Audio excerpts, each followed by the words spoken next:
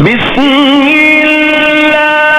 الرحمن الرحیم اعوذ باللہ من الشیطان الرجیم بسم اللہ الرحمن الرحیم الحمد للہ رب العالمین ثم الصلاة والسلام علی سید الانبیاء والمرسلین سیدنا و مولانا ابی القاسم محمد و اہل بیتہ الطیبین الطاہرین المعصومین المظلومین الذین اذہب اللہ عنہم الرجس وطہرہم تطہیرا اما بعد فقد قال اللہ تبارک وتعالی فی کتابہ الحکیم بسم اللہ الرحمن الرحیم۔ عزیزان گرامی، فہم القرآن کے حوالے سے 13واں درس آپ کی خدمت اقدس میں پیش کیا جا رہا ہے، اور ہماری گفتگو آئے بسملہ کے حوالے سے جاری و ساری تھی کہ جس میں ارشاد قدرت ہو رہا ہے۔ خدائے رحمان و رحیم کے نام سے شروع کرتا ہوں۔ جناب والا، آپ کی خدمت میں سابقہ درس میں ایک اعتراض پیش کیا تھا، اور وہ اعتراض یہ تھا کہ اگر اللہ اسم اعظم ہوتا جیسا کہ دعویٰ کیا گیا، تو اس کا نتیجہ یہ نکلتا کہ تمام انسان نہ صحیح مگر تمام کے تمام مسلمان مستجاب الدعوات بن جاتے، اور اس کی وجہ جو ہے بیان کی تھی آپ کی خدمت میں۔ جبکہ تمام کے تمام مسلمان مستجاب الدعوات نہیں ہیں، ہم یہ مشاہدہ کرتے ہیں، لہذا نتیجہ کیا ہے کہ اللہ کے اسم اعظم ہونے میں یا تو شک ہے یا یہ نتیجہ صحیح نہیں ہے، لہذا قدر عقل جو ہے اس نتیجے میں شک پیدا کر دیا گیا تھا، اور اس نتیجے کو مشکوک بنا دیا گیا تھا۔ جناب اس شک کے پردے کو چاک کرنے کے لیے چند جوابات پیش کیے تھے، اور ان جوابات میں سے تیسرے جواب کا نتیجہ یہ تھا، اگر تیسرے جواب کا احاطہ کر لیا جائے، اگر تیسرے جواب کو سمجھ لیا جائے، تو اس کا نتیجہ یہ نکل رہا تھا کہ ہر مرتبے کی، ہر مقام کی کچھ شرائط ہوتی ہیں۔ اگر آپ کسی بھی مرتبے تک پہنچنا چاہتے ہیں، اگر کوئی بھی مقام حاصل کرنا چاہتے ہیں، تو اس کے لیے خاص صراط مستقیم ہوتی ہے، اور اس صراط مستقیم پر چلنا پڑتا ہے، پھر جا کے وہ مرتبہ آتا ہے۔ اس صراط مستقیم پر پیش آنے والے مسائل کو حل کرنا پڑتا ہے، جو شرائط ہیں ان کو پورا کرنا پڑتا ہے، صراط مستقیم کو عبور کر کے اپنے اندر اس مرتبے کی قابلیت پیدا کرنی پڑتی ہے، تب جا کے انسان جو ہے اس مرتبے کا اہل قرار پاتا ہے، اور جب اس مرتبے کا اہل قرار پا لیتا ہے تو اس مرتبے کی جو کرامات ہوتے ہیں، اس مرتبے کی جو برکات ہوتی ہیں، ان سے استفادہ کرنے کے لائق بن جاتا ہے۔ لیکن جب تک جناب وہ اپنے اندر وہ قابلیت پیدا نہیں کر پاتا، جب تک وہ اس صراط مستقیم پر کما حقہ نہیں چلتا، نہ ہی اس مرتبے کا اہل بن پاتا ہے، اور نہ ہی جو ہے ان کرامات و برکات سے استفادہ کر پاتا ہے۔ حضور تیسرے جواب کا نتیجہ یہ تھا، اگر آپ جو ہے اس نتیجے کو محفوظ رکھیں تو اس نتیجے کی بنیاد پر اعتراض کا ایک چوتھا جواب دیا جا سکتا ہے۔ لہذا جو چوتھا جواب ہے وہ بیس کر رہا ہے اس نتیجے کے اوپر، وہ چوتھا جواب بیس کر رہا ہے، بنیاد رکھ رہا ہے، اس چوتھے جواب کی بنیاد ہے اس نتیجے پر۔ جناب یہ جو چوتھا جواب ہے، آیا اگر ہم تفاسیر کی کتاب میں دیکھیں تو اس جواب کو دو طریقوں سے بیان کیا گیا ہے۔ کبھی اس کو قاعدہ کلیہ کے حوالے سے بیان کیا گیا ہے، کبھی قاعدہ کلیہ کے طور پر بیان کیا گیا ہے، اور کبھی جو ہے قاعدہ کلیہ کے طور پر نہیں بلکہ قاعدہ کلیہ کے ایک مصداق اور ممثل کی مثال کے حوالے سے بیان کیا گیا ہے۔ لہٰذا جناب کبھی یہ ایز اے لا بیان کیا گیا ہے چوتھا جواب، اور کبھی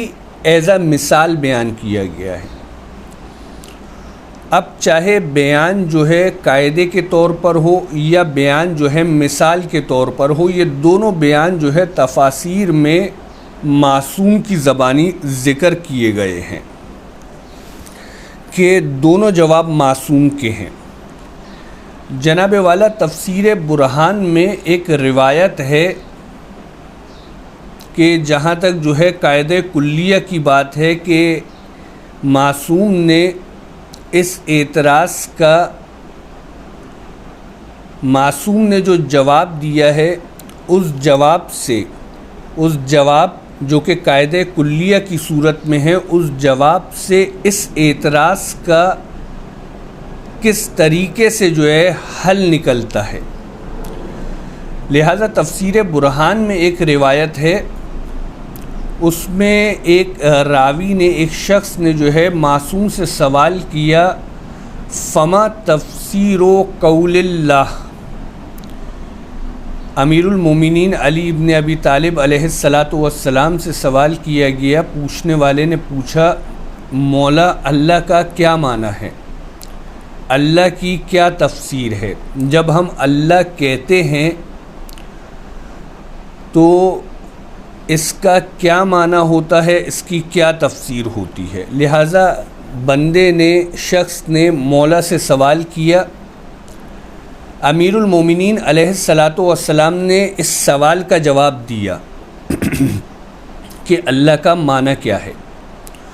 اور اس جواب سے ہمارے اعتراض کا جواب بھی نکل جاتا ہے۔ مولا نے کیا فرمایا؟ قال هو الذی یتألہ الیہ عند الحوائج والشدائد کل مخلوق عند انقطاع الرجاع من جمیع من هو دونه وتقطع الاسباب من کل ما سواہ۔ امام علیہ السلام نے اس سوال کا جواب اس طریقے سے دیا، مولا فرماتے ہیں کہ جب بندہ مشکلات میں گھر چکا ہوتا ہے، جیسا کہ مولا نے فرمایا عند الحوائج والشدائد، کہ جب بندہ مشکلات میں گھر چکا ہوتا ہے اور مشکلات اس پر کالی رات کی طرح ٹوٹ پڑتی ہیں، لہذا چاروں طرف سے اس کا احاطہ کر لیتی ہیں، اور اس عالم میں جب مشکلات نے اس کا احاطہ کر لیا، کوئی اس کو امید گاہ نظر نہیں آتی، اور نہ کوئی مدد کرنے والا نظر آتا ہے۔ لہذا مولا فرماتے ہیں کہ عند انقطاع الرجا من جمیع من ہوا دونہ، کہ اس کی تمام تر امیدیں ٹوٹ جاتی ہیں، وتقطع الاسباب من کل ما سواہ، اور ہر ایک مدد کرنے والے کا اس کے پاس وجود نہیں رہتا، لہذا کوئی مدد کرنے والا، کوئی سبب موجود نہیں ہوتا۔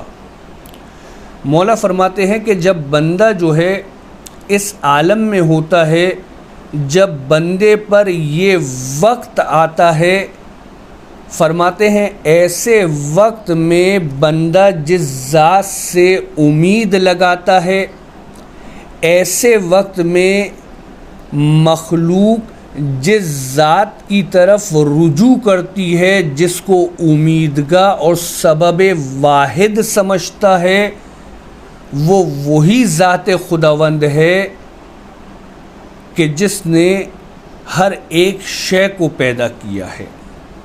وہ وہی اللہ کی بابرکت ذات ہے جو ایسے عالم میں بندے کی امیدگاہ بنتا ہے اور بندے کے لیے ناصر و مددگار بنتا ہے۔ لہذا عزیزان گرامی، امام علیہ السلام نے، اگر آپ اس روایت میں غور کریں تو واضح سی بات ہے کہ یہ قاعدہ کلیہ کی صورت میں بیان کیا گیا ہے، اور اس روایت میں مولا نے معنی اللہ کو، اللہ کے معنی کو، اللہ کی تفسیر کو بیان کیا ہے، اور اگر اسی معنی میں غور کیا جائے تو ہمارے مقام میں اعتراض کا جواب بھی موجود ہے۔ جناب وہ کیا چیز ہے کہ اگر جو ہے ہم اسم اعظم کے مرتبے تک پہنچنا چاہتے ہیں، اگر ہم اسم اعظم کے معلوم ہونے کے بعد پھر بھی جو ہے اس کی برکات اور اس کے کرامات سے محروم ہیں اور ان برکات و کرامات کو حاصل کرنا چاہتے ہیں، تو طریقہ کار کیا ہے؟ مولا نے جو ہے دو چیزیں بیان فرمائی ہیں، امام علیہ السلام نے دو چیزیں بیان فرمائی ہیں۔ بندہ جو ہے تمام تر اسباب سے لا تعلق ہو جائے، اس کا تمام تر اسباب پر توکل ختم ہو جائے، اور اگر کسی شے پر توکل رہے، اگر کسی شے سے تعلق رہے تو وہ فقط ایک ذات وحدہ لا شریک کی ذات ہو، اور یہ توکل اور یہ لا تعلقی جو ہے صرف زبانی کلامی نہ ہو کہ ہم لا الہ الا اللہ کہیں، ہم کہیں کہ وہی ہر شے پر قادر ہے، وہی ہر مسئلے کو حل کرنے والا ہے، نہیں، زبانی کلامی نہیں، بلکہ امام علیہ السلام نے کیا فرمایا ہے؟ عند انقطاع الرجا، کہ اس کی امید اور تصور میں بھی آیا اس وحدہ لا شریک کی ذات کے علاوہ کوئی نہ آ پائے۔ لہذا جناب والا، جب انسان کا توکل، انسان کا تعلق فقط وحدہ لا شریک کی ذات کے ساتھ ہوتا ہے، اس کے تصور اور اس کی امید میں بھی اللہ کی ذات کے علاوہ کوئی دوسرا سبب نہیں آتا، ایسا بندہ اگر زندگی گزارے تو نتیجہ کیا نکلتا ہے کہ جناب یہ صراط مستقیم کو اس طریقے سے عبور کرنے والا ہے، یہ صراط مستقیم پر چل کر اپنے اندر وہ قابلیت پیدا کرنے والا ہے کہ اب یہ اس مرتبے کا اہل ہے، یہ اس مرتبے کی برکات کو حاصل کرنے کا اہل ہے، یہ اس مرتبے کی کرامات کو حاصل کرنے کا اہل ہے۔ اور جناب ایسے بندے کا قول کیا ہوتا ہے؟ ایسا بندہ زندگی کے ہر لحظے میں ہر شے سے پہلے دیدار خداوندی کرنے کا اہل ہوتا ہے۔ لہذا جناب یہ اسم اعظم کا بھی اہل بن جاتا ہے، اور اسم اعظم کے ساتھ ساتھ یہ دیدار خداوندی کا بھی اہل ہوتا ہے۔ جناب اسی وجہ سے ایک مشہور و معروف روایت ہے امیر المومنین علی ابن ابی طالب علیہ السلام سے کہ مولا فرماتے ہیں ما رأیت شیئا الا ورأیت اللہ قبلہ وبعدہ ومعہ۔ مولا فرماتے ہیں کہ میں نے کسی بھی شے کو نہیں دیکھا ان ظاہری آنکھوں سے نہیں دیکھا، مگر میں نے ہر شے سے پہلے، ہر شے کے بعد اور ہر شے کے ساتھ اللہ کی ذات کو دیکھا ہے۔ لہذا جناب بندہ جو ہے جب اس طریقے سے ان شرائط کو پورا کرتا ہے، اس صراط مستقیم سے عبور کرتا ہے، تو اس کی نگاہیں عین اللہ بن جاتی ہیں، جس کا نتیجہ یہ نکلتا ہے کہ وہ ہر شے سے پہلے، ہر شے کے بعد، ہر شے کے ساتھ دل کی آنکھوں سے اللہ کی بارگاہ میں حاضر رہتا ہے۔ لہذا جناب گرامی، گرچہ کہ یہ مراتب حقیقتاً مشکل ہیں، لیکن یہ جو زندگی ہے یہ تکامل کی زندگی ہے، تدریج کی زندگی ہے، لہٰذا اس زندگی میں آہستہ آہستہ ان مراتب کو حاصل کرنے کی کوشش کرتے رہنی چاہیے۔ کوشش کرنا چاہیے کہ اپنے امید اور تصور میں، اپنے زندگی کے ہر لحظے میں اگر کسی کو ناصر سمجھیں، اگر کسی کو مددگار سمجھیں، اگر کسی کو سبب و علت سمجھیں، تو وہ فقط وحدہ لا شریک کی ذات کو سمجھیں۔ اور یہ سمجھنا صرف جو ہے ہمارا زبانی کلامی نہیں ہونا چاہیے، بلکہ جو ہے ہمارے تصور میں بھی اس کے غیر کا تصور نہ آ سکے، اس طریقے سے ہونا چاہیے۔ ہماری تمام تر امید، ہمارا تمام تر توکل فقط اس ذات وحدہ لا شریک پر ہونا چاہیے۔ لہذا جناب یہ جواب تھا قاعدہ کلیہ کی صورت میں کہ اگر جو ہے اگر اسم اعظم سے استفادہ کرنا چاہتے ہیں، اگر تمام تر مسلمان اسم اعظم کے جاننے کے باوجود مستجاب الدعوات نظر نہیں آ رہے، تو وجہ کیا ہے کہ انہوں نے اس طریقے سے زندگی نہیں گزاری، وہ شرائط پوری نہیں کی جو شرائط اس مرتبے کو حاصل کرنے کے لیے درپیش ہیں۔ اور حضور وہ شرائط کیا ہیں؟ وہ شرائط یہ ہیں کہ ہماری تمام تر امید، ہمارا تمام تر توکل جو ہے اس ذات وحدہ لا شریک کے اوپر ہونا چاہیے زندگی کے ہر پہلو میں، تب جا کے وہ یہ عطا فرماتا ہے۔ جناب اسی جواب کو مثال کے طور پر بیان کیا ہے، اور یہ مثال بھی معصوم کی زبانی ہے، تفسیر برہان میں ہے۔ امام جعفر صادق علیہ السلام سے جو ہے ایک شخص نے سوال کیا، یا ابن رسول اللہ دلنی علی اللہ ما ہو۔ ایک بندہ خدا نے مولا سے سوال کیا، یا ابن رسول اللہ، فرزند رسول، میری اللہ کی جانب رہنمائی فرمائیں کہ وہ کیا ہے۔ لہذا امام سے ایک شخص امام کے زمانے میں سوال کر رہا ہے کہ میری اللہ کی جانب رہنمائی فرمائیں کہ اس کی کیا حقیقت ہے، وہ کیا ہے۔ جناب مولا نے کس طریقے سے جواب دیا ہے؟ جواب وہی ہے لیکن مثال کے ذریعے دیا۔ امام فرماتے ہیں، یا عبداللہ حل رکبت سفینۃ قط۔ امام فرماتے ہیں، اے بندہ خدا، کیا کبھی تو نے کشتی میں سفر کیا ہے؟ لہذا امام کا اس بندے سے سوال ہے، کیا تو نے کبھی اپنی زندگی میں کشتی میں سفر کیا ہے یا نہیں کیا؟ تو وہ جواب دیتا ہے، قال نعم،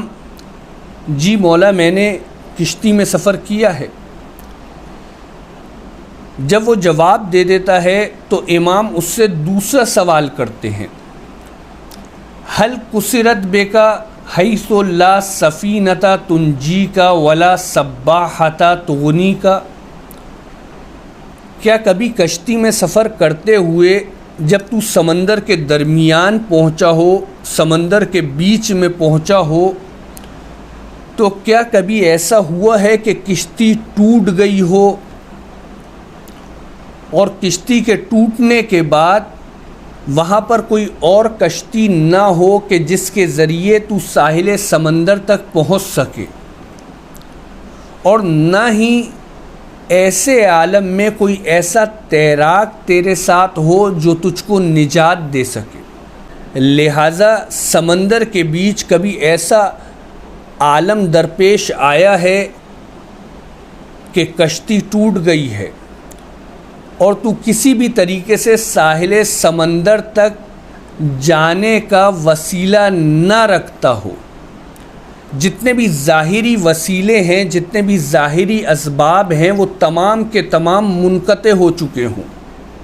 نہ ہی وہاں کوئی اور کشتی نظر آ رہی ہو کہ اس میں بیٹھ کے تو ساحل سمندر تک پہنچ سکے، اور نہ ہی تیرے ساتھ کوئی ایسا ساتھی ہو یا تجھ کو تیراکی آتی ہو کہ تو ساحل سمندر تک پہنچ سکے، لہذا تجھ کو تیراکی بھی نہیں آتی، کوئی تیراک بھی ساتھ نہیں ہے اور نہ ہی کشتی ہے۔ نتیجہ کیا ہے کہ اس وقت تیرے تمام تر اسباب منقطع ہو چکے ہوں، کوئی ایسا وسیلہ نظر نہ آ رہا ہو جو اس مشکل سے نکال سکے۔ لہذا مولا نے سوال کیا کیا کبھی ایسا ہوا ہے؟ تو اس نے جواب دیا نعم، جی میرے ساتھ ایسا ہوا ہے۔ تو امام صادق علیہ الصلاۃ والسلام نے اس سے کیا فرمایا؟ فَهَلْ تَعَلَّقَ قَلْبُكَ هُنَالِكَ أَنَّ شَيْئًا مِّنَ الْأَشْيَاءِ قَادِرٌ عَلَىٰ أَن يُخَلِّصَكَ مِنْ وَرَطَتِكَ۔ تو امام علیہ الصلاۃ والسلام نے اس سے اگلا سوال کیا، کیا ایسے موقع پر کہ جب تو یک و تنہا ہے، کوئی ظاہری وسیلہ وہاں پر موجود نہیں ہے اور تو آہستہ آہستہ اپنی موت کو قریب آتے ہوئے دیکھ رہا ہے، کیا ایسے وقت نے تیرے دل نے ایک ایسی ذات کی طرف اشارہ کیا کہ کوئی ہے جو مجھے اس مشکل سے نکال سکتا ہے، کوئی ہے جو مجھے اس مشکل سے، اس ہلاکت سے، اس موت سے بچا سکتا ہے؟ کیا تیرے ذہن میں یہ تصور آیا؟ کیا تو نے یہ سوچا اس وقت؟ کیا تیرے دل میں یہ امید، یہ امنگ جاگی؟ تو اس شخص نے کیا جواب دیا؟ قال نعم۔ یہ شخص امام سے کہتا ہے کہ جی مولا، جب میں اس عالم میں تھا تو میرے ذہن میں خیال آیا تھا، جب میں اس عالم میں تھا تو میرے دل میں امنگ جاگی تھی، امید جاگی تھی۔ تو امام علیہ الصلاۃ والسلام نے کیا فرمایا؟ فقال الصادق فذلک الشیء هو اللہ۔ لہذا تیرے دل نے جس ذات کی طرف اشارہ کیا تھا، تیرے دل میں جس ذات کی امنگ و امید جاگی تھی، وہ وہی ذات ہے کہ جو اللہ قادر والا ہے، وہ وہی اللہ ہے القادر علی الانجاء حیث لا منجیہ، کہ جب وہ نجات دینے پر قدرت رکھتا ہے جب کوئی نجات دینے والا نہ ہو، وعلی الاغاثۃ حیث لا مغیث، اور جب کوئی پکار سننے والا نہ ہو تو اس وقت وہ پکار سننے پر قادر ہوتا ہے۔ لہٰذا عزیزان گرامی، نتیجہ کیا نکلا کہ جب انسان سے تمام تر ظاہری وسائل منقطع ہو جائیں، جب انسان سے تمام تر ظاہری اسباب ٹوٹ جائیں اور انسان کا تمام تر توکل، انسان کا تمام تر بھروسہ، انسان کی تمام تر امید و تصور اس ذات وحدہ لا شریک کی جانب ڈیلیورڈ ہو جائے، اور ایسے وقت میں انسان جب اسم اعظم کا ورد کرتا ہے، بلکہ ایسے وقت میں خود اسم اعظم انسان سے ظاہر ہو جاتا ہے، ایسے وقت میں انسان جب اسم اعظم کے ذریعے اللہ کو پکارتا ہے تو اس کی دعا کو پورا کیا جاتا ہے، وہ اس وقت مستجاب الدعوات قرار دیا جاتا ہے۔ لہٰذا اگر یہ حالت انسان کی زندگی میں مسلسل رہے تو ایک وقت پہ آ کر انسان اس مرتبے پر پہنچتا ہے جس کو مرتبہ اسم اعظم کہتے ہیں، لہذا وہ اسم اعظم کا اہل قرار پاتا ہے، لہذا وہ اسم اعظم کی برکات و کرامات سے استفادہ کرنے کا اہل قرار پاتا ہے۔ والحمد للہ رب العالمین۔